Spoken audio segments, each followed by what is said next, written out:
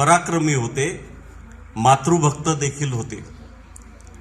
ज्या मातेनं शिवबासारखा पुत्र या धरतीला दिला, त्या जिजाऊंना देखील या समयी त्यांचं स्मरण करतो.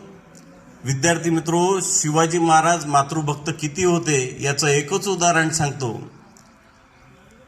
जिजाऊचा मुक्काम त्यावेळी लाल महालामध्ये होता पुण्याच्या, आणि या लाल महालातून त्यांना कोंढाणा किल्ला दिसायचा. हा कोंढाणा किल्ला पहिले स्वराज्यातच होता, कालांतरानं तो मोगलांना देण्यात आला. कारण अनेक आक्रमणं आपल्या देशावर झालेली होती. विजापूरची आदिलशाही, हैदराबादचा निजाम, दिल्लीचा मुघल, चारही बाजूनं डच, पोर्तुगाल, चारही बाजूनं आपण पिचले गेलेलो होतो.